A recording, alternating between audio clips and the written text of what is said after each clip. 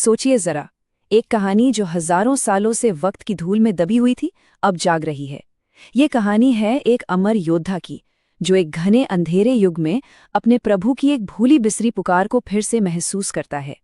चलिए इस महागाथा को परत दर परत खोलते हैं। कहानी की शुरुआत होती है बस इसी एक सवाल से। एक ऐसी आवाज जो सदियों की भक्ति और इंतजार में डूबी हुई है। ये हनुमान की आवाज है, जो एक ऐसी दिव्य अनुभूति से कांप उठते हैं जिसकी उन्होंने युगों से उम्मीद ही छोड़ दी थी।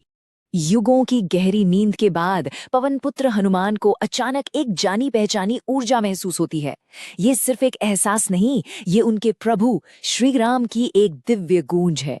लेकिन ये सिर्फ एक योद्धा का जागना नहीं है, ये उस दुनिया में उम्मीद की एक किरण है जो उसे कब का भुला चुकी है।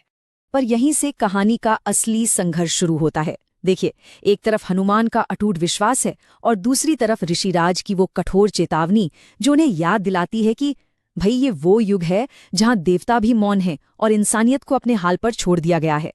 तो आखिर ये कौन सा युग है? इसे कहते हैं कली युग। हिंदू ब्रह्मांड के 4 युगों में से ये आखिरी और सबसे अंधकारमय युग है। एक ऐसा दौर जहां धर्म, नैतिकता और सच्चाई सब अपने सबसे निचले स्तर पर हैं और चारों तरफ धोखे और भ्रम का जाल फैला हुआ है। अब जरा इस गहरे अंतर पर ध्यान दीजिए। एक तरफ हम देखते हैं राम का वो सुनहरा युग जो दिव्य रोशनी से जगमगा रहा था, और दूसरी तरफ कली की ये अंधेरी टूटी फूटी दुनिया।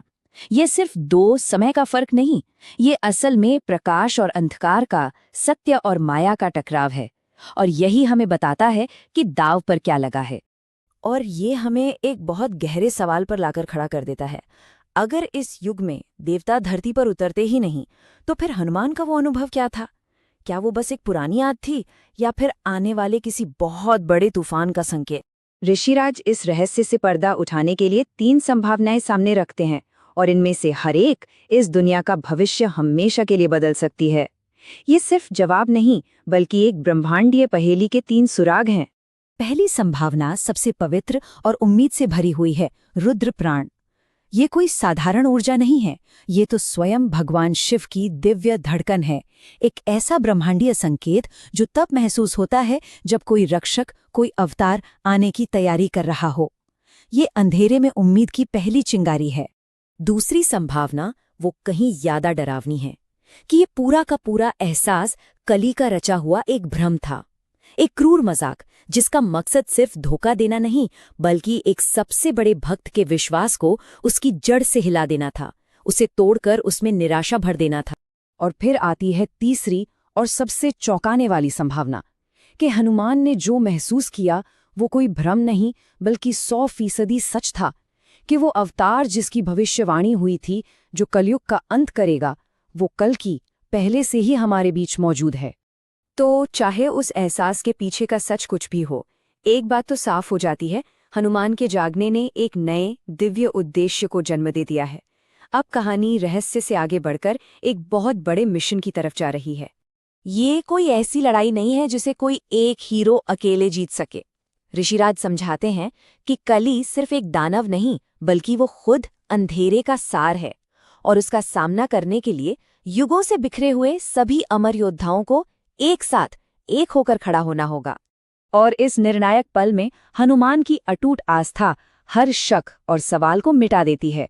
उनका रास्ता साफ है, और अपने प्रभु के प्रति उनकी निष्ठा उन्हें अपने इस नए भाग्य का सामना करने की शक्ति देती है। लेकिन जैसे ही उम्मीद की रोशनी चमकती है, अंधेरा जवाब देता है। अब हम सीधे उस तानाशाह की आवाज सुनेंगे जो इस अंधेरे युग का शासक है, कली। घमंड से भरे इन शब्दों के साथ कली हनुमान की खोज का मजाक उड़ाता है। वो दावा करता है कि जिस ईश्वर को वो पूजते हैं, वो भी उसके इस अंधकार भरे साम्राज्य में कदम रखने की हिम्मत नहीं कर सकता। और अंत में ये अंतिम डरावनी घोषणा जो सब कुछ कह जाती है, कली इस युग पर अपने पूरे अधिकार का दावा करता है। ये उसकी दुनिया है और यहाँ सिर्फ उसी के नियम चलते हैं। और यहीं आकर ये कहानी हमें इस आखिरी सवाल पर छोड़ जाती है कि जब पूरी दुनिया अंधेरे में डूबी हो, तो क्या एक अकेले योद्धा का अटूट विश्वास सबके लिए रास्ता रोशन करने के लिए काफी हो सकता है? इसका जवाब शायद